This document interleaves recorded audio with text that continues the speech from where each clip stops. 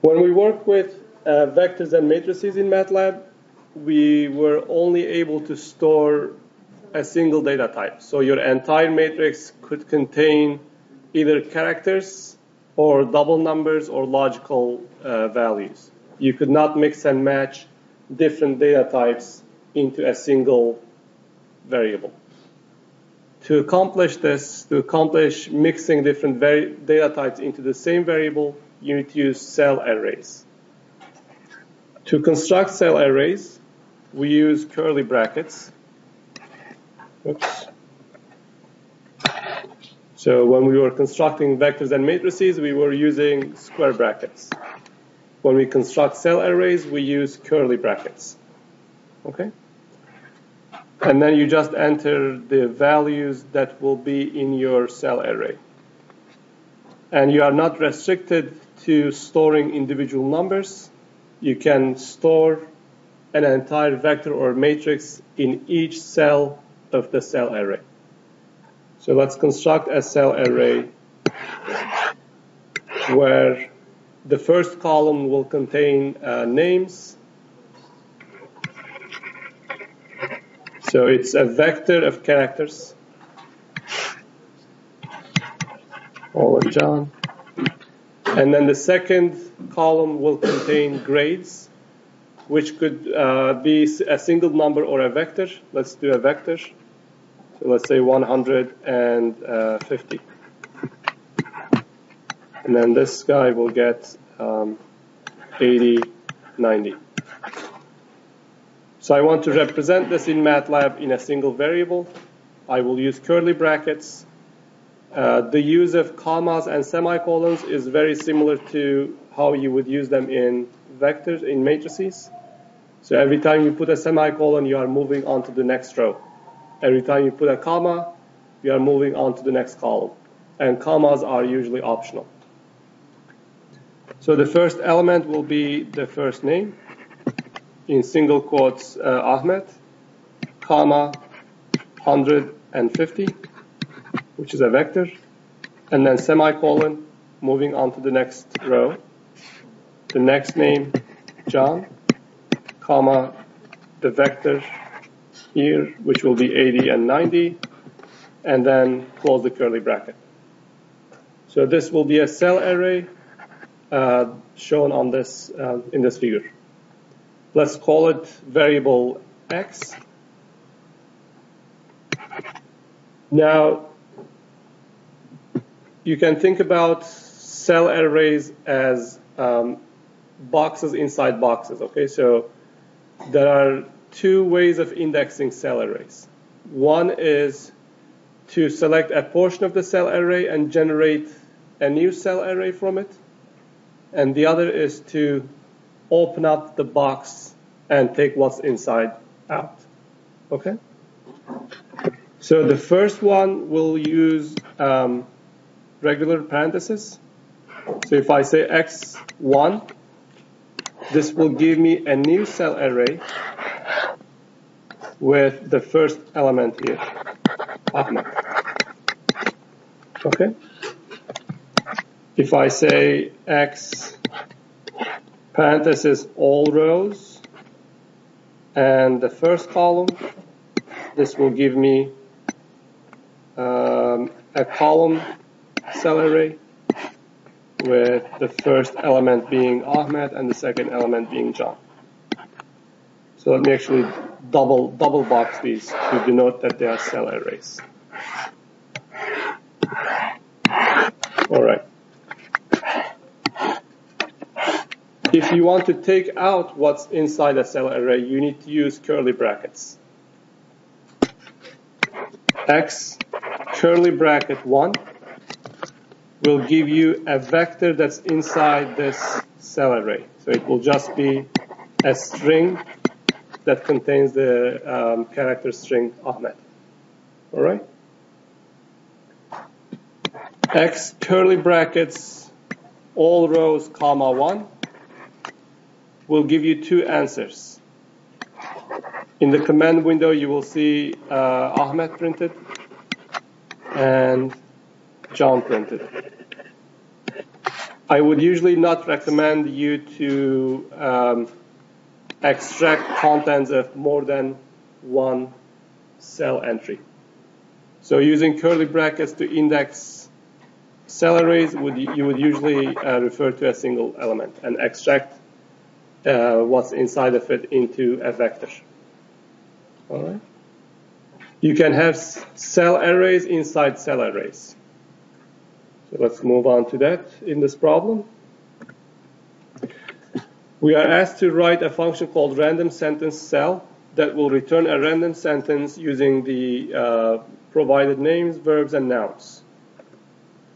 So what I will do is I will construct a cell array. Let me double box it so it's to indicate that it's a cell array, not a regular matrix. It will let's say it will contain 3 entries, where I will allocate the first entry to be for names, and the second box for verbs, and the third box for nouns. Now each of those elements will themselves be cell arrays.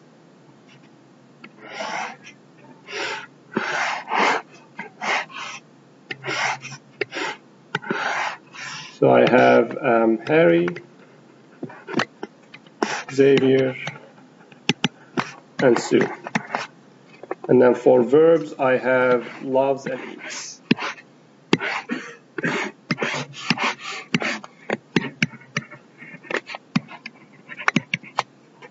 And then for nouns, I have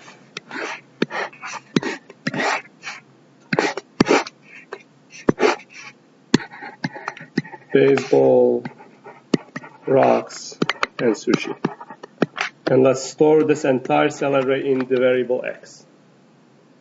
So I will show you how to construct this in MATLAB. I will have a curly bracket to enclose the entire cell array. And then the first element of this outer cell array will itself be another cell array that will contain values Harry, single quoted Xavier, and in single quotes Sue. Then close curly brackets to move on to the next cell array.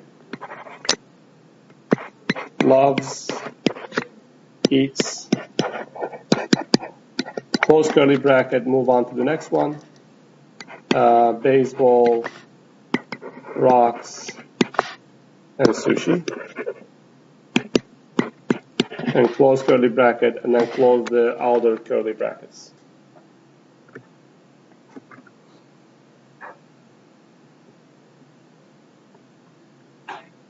All right, I'll repeat that in MATLAB, so don't worry about having lost it. Next, I need to take out elements from the cell array and construct a random sentence. When I say x curly bracket 1, I would open up the first cell. And I will, as a result, get the cell array that's inside of it. And then if I say, in addition to extracting the first box, I want to index the second entry within that, this will give me Xavier. Okay? Similarly, I could say x2, 1, which will give me loves, and x3, 3, which will give me sushi. And then I will combine the results of those into a single sentence to give as the output. The question is asking me to construct a random sentence. So these indices should be generated randomly. The first one is easy. It will just be a random number between, the first one is easy because they will be numbers 1, 2, and 3. They are not actually random. They have to be, you have to have a name, a verb, and a noun, so we will always have 1, 2, and 3. The second one needs to be random, and the number of the number that you are generating will depend on the length of the cell array that you are trying to index. For the first cell array, you have 3 names, so this number should be between 1 and 3. For the second one, we have 2 verbs, so this number should be 1 or 3. And for the third one, it will be numbers 1, 2, or 3. All right? So let's go to MATLAB and write this function.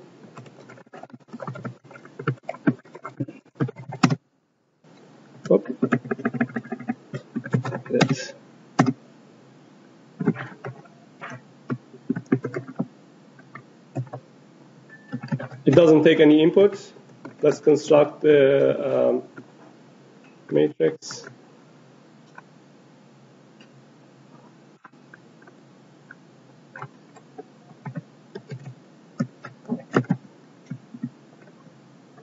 I'm spending more time trying to be lazy.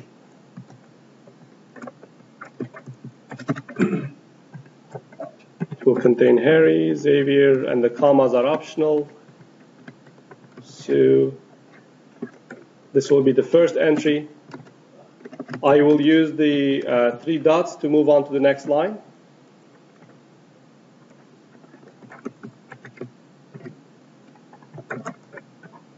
Loves and eats. Let's put 3 more dots to move on to the next line.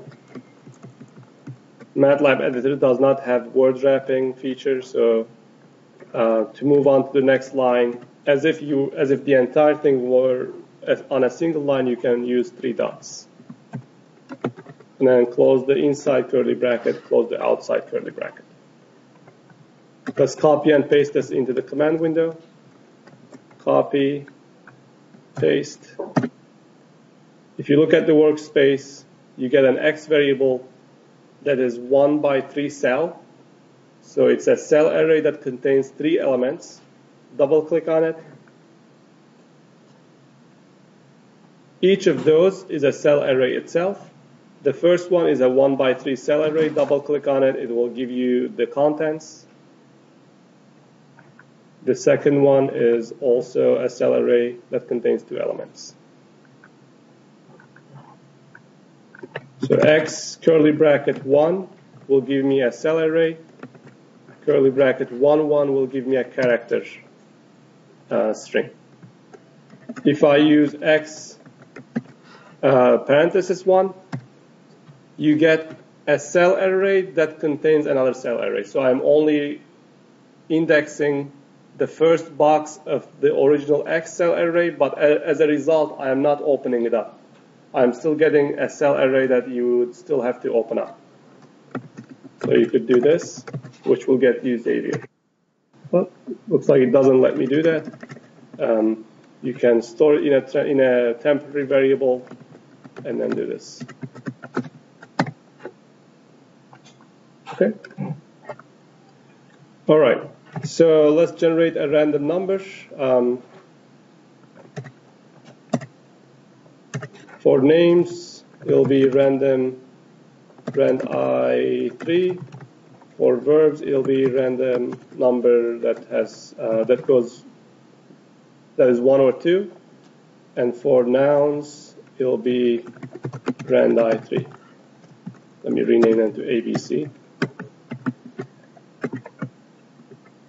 And then I will construct a vector out of X first cell array A, X second cell array B, X third cell array C.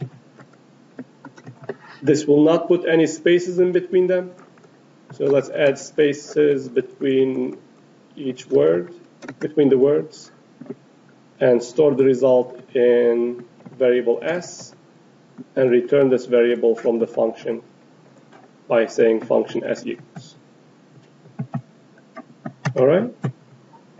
And the problem should be solved. Random sentence cell. Each time you call it, it'll give you a new random sentence. Okay? All right. Usually you would not want to write numbers that are dependent on your variables. So if you later on decide to add another name, your function would not work as expected. You want to write your function so that adding a new element doesn't require you to change your entire function. So the rest of your code should be dependent on those initial variables. So to accomplish that, you can replace the value 3 with the number of elements in x1 and replace 2 with number of elements in x2, number of elements in x3. So if you wanted to add any word, you only need to change your variable. You don't need to change many things in your function. What did I get?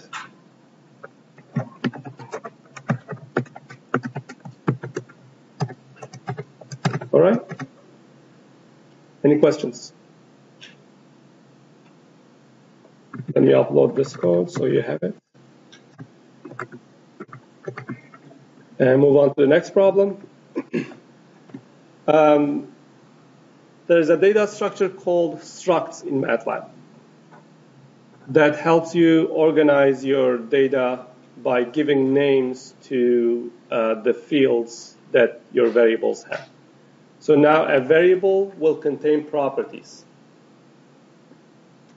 So if x is a structure, you can have a property of x that has the name, and then a property named verb, and so on. Okay. So you can think about structures as, again, a set of values, but now each value will have a name. This one has the name. The second one will have the name verb. And the last one will have the name noun. Okay? And if this is variable x, to extract the contents of its property, you would use the dot notation. So when I say x dot name, I'm referring to the contents of this. All right? So that's the main idea behind structures. To construct structures, to create structures, there are two ways. One is to just start off by typing x.name and then equals Ahmed. MATLAB will create the structure on the fly. So in the background, MATLAB will create the structure. The other is to explicitly call the struct function and provide property value pairs. So struct single quotes name, comma, Ahmed will create a structure that has the name Ahmed. All right, so let's go to the MATLAB and work on some examples. X equals struct name Ahmed grade 90. And the way that MATLAB will print is the fields will be followed by colons and then their values will be written. Similar to structures, you can have any type of data as your value, but the field names, the property names should always be character arrays. And there are some restrictions. You can only use numbers, letters, and underscore. Okay? You cannot have spaces in the field names. And it's case sensitive, so small letter grade will be different than capital letter grade. So if you do this, you will have two different fields, each of them having their own values. You can store a vector or a matrix as the value in a field, and they will be printed accordingly. You can double-click in your workspace variable and look at the contents, double-click on that, and change the value inside it if you'd like. All right? Okay. Now let's rewrite the same function using structures.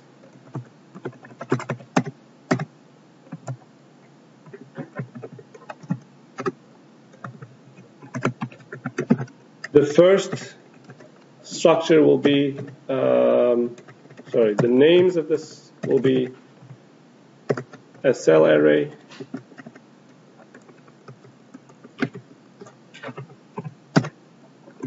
The verbs will be another cell array. And the nouns will be the final cell array. So I have a variable x, which is a structure. It has 3 properties.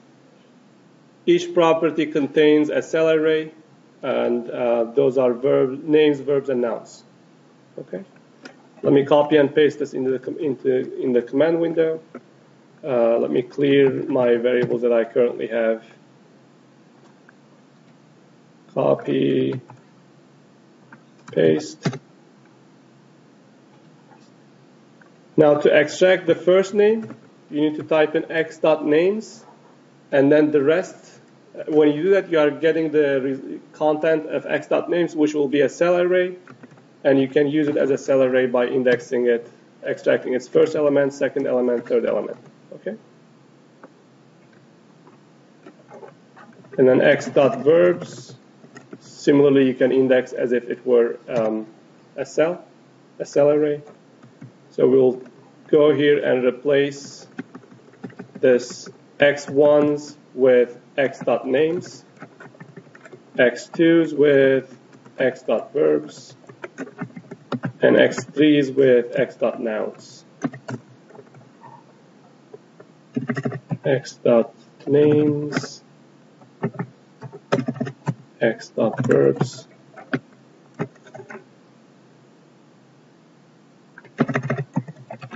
x.nouns.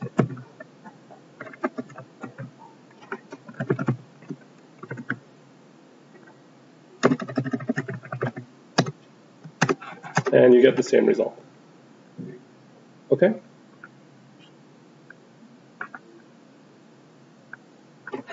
Any questions?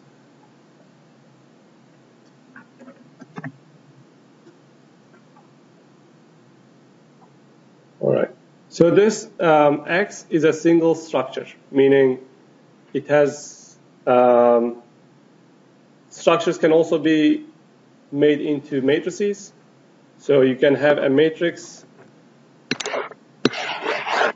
of structures. So X would be one of them that we just constructed. You can have another one, which will be the second structure, third structure, and so on. And the way to index individual structures in a structure array is you just say X parenthesis 1 dot names, X parenthesis 2 dot names, and so on. Since we had a structure with only a single element, saying X1 is the same as saying X. All right, so we didn't really have to say X1. We only said X dot names. All right. Since you are familiar with Excel spreadsheets, let's look at an Excel sample data.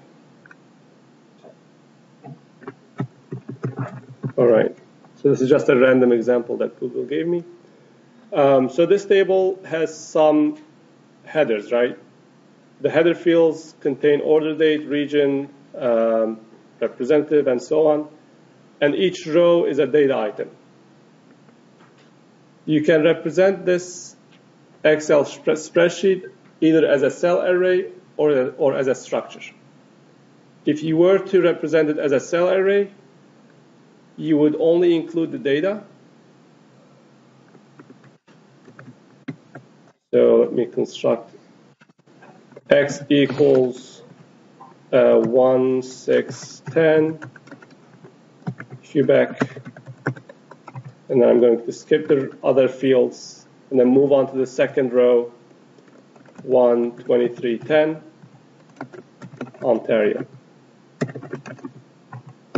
So if you were to represent your data as a cell array, each row in your Excel spreadsheet would be a row in your cell array. Where when I say cell array, it's actually a misnomer. It's a cell matrix. Okay. So I'm getting this cell array that contains as many rows as your data and as many columns as your Excel spreadsheet has. And I'm not really recording the names of those fields because they are not part of the data. And when you want to extract a certain column from your data, let's say you want to extract the order dates, you would index that column. So all rows, first column. This will give you another cell array that only contains the order dates. Okay? If you were to represent it with structures, then you would have the advantage of having the field names recorded in your variable. Structures are usually easier to work with when you program. So let's create the same thing into variable S. The first structure with the order date S1 equals structure. But now you have to type in the name of the field that you are storing, 1610, and region is Quebec.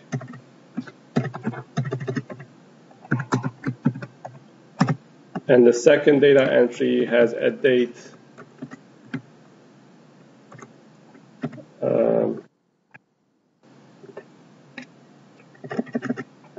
12310 and a location Ontario. So if you look at S, it's a structure that has two structures in it. It's a structure array. S1 is the first one, S2 is the second one. All right?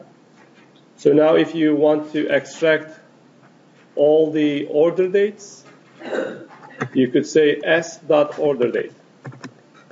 So this will go through your structure array, and for each one, it will extract the order date out of it. You get multiple answers. You can collect them into a cell array. Okay, so you get a cell array of the order dates. When you use cell arrays to represent your data, you didn't have the order date information, so the name order date was not in your code. You had to explicitly state that the first column contained the order date. But now you can say S.orderDate. It makes more sense. It's more readable. Okay. Any questions? All right. There'll be more information on this on the recorded lectures and in your lecture notes. I just wanted to cover enough to solve this problem. All right, let's consider this grade conversion problem. We are giving this table, and we want to write a function get letter grade that will take a % grade and return the corresponding grade, letter grade. So let's type in these values.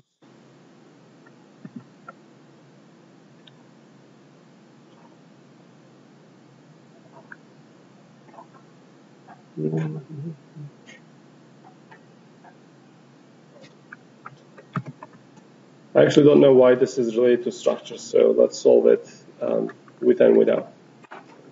Edit, get letter grade.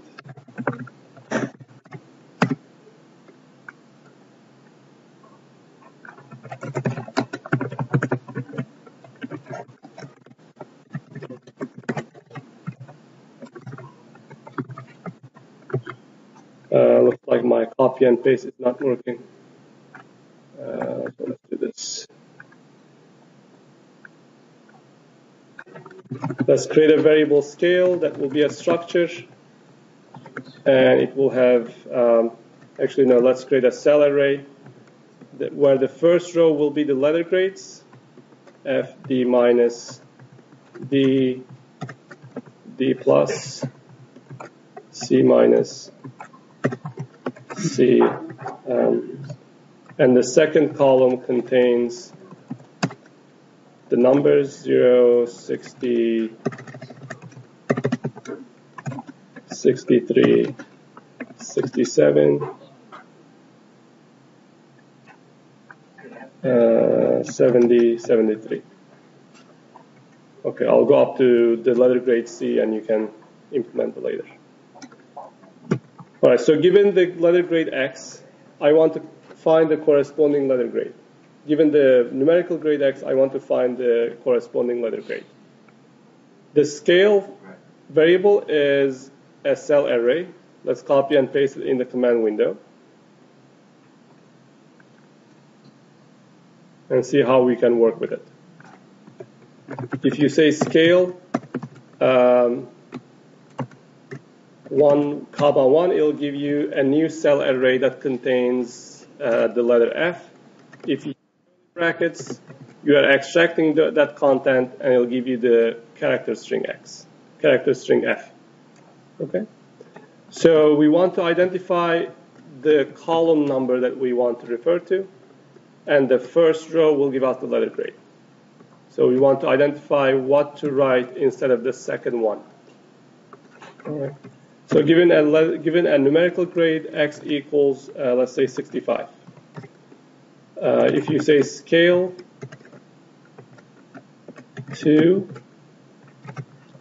scale second row,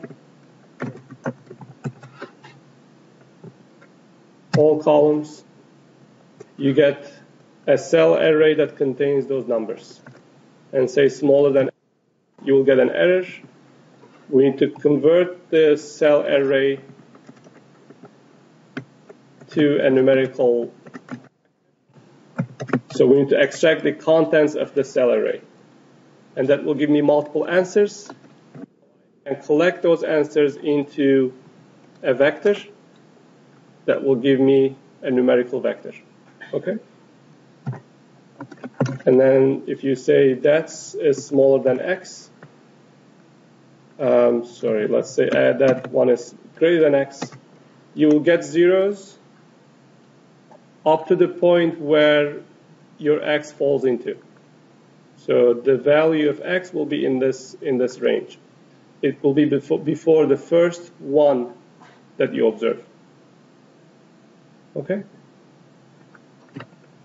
Now I can take that, give it to the find function, which tells you the locations of ones or truths in your vector.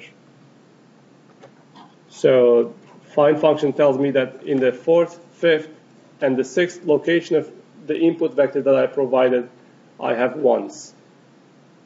So let's give another example. Find 0, 1, 5, 0, 6.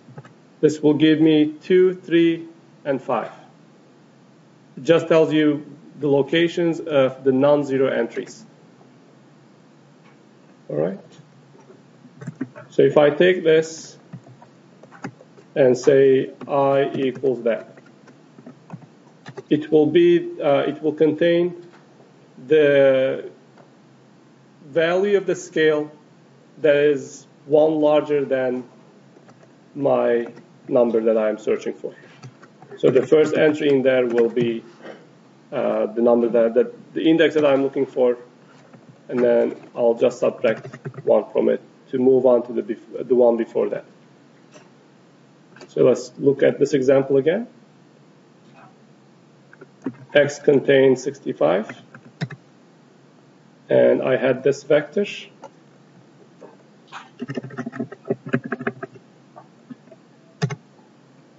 $65 falls between 63 and 67.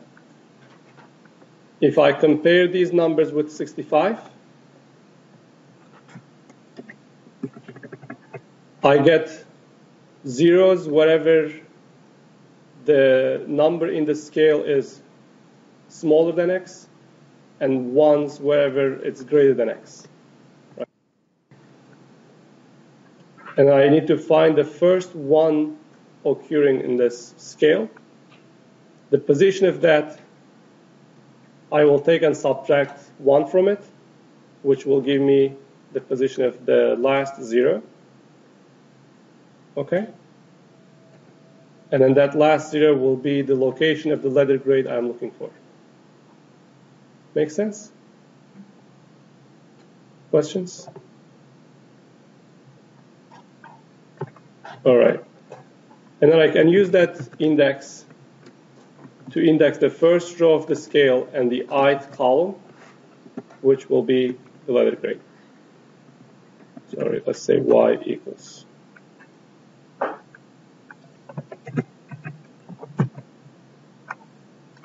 get letter grade 65 should give me D. All right. So there's another way to think about this, finding the entry that you are looking for. Let's repeat this. Let's look at this vector right here. And let's look at smaller than or equal to x. Let's look at smaller than x. And look at the ones. The last one that you observe in this logical vector will be the location of the letter grade that you are looking for. All right, so store that in I and then find I, and then store that. Let's store that in I, and then the end of that will be the index. All right, questions? I hope it's not too confusing. All right, so that solves the problem too, and I'll leave it up to you to make sure that we are handling negative numbers and numbers above 100, and also the entire grade scale. Question?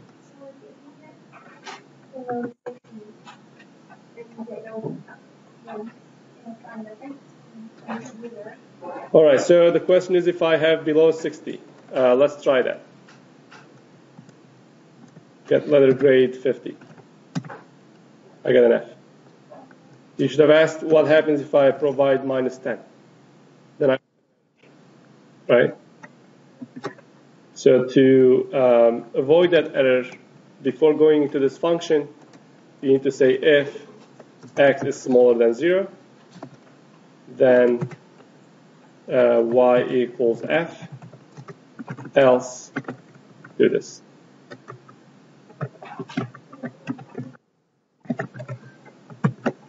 Make sense? All right. Okay. This is all for today.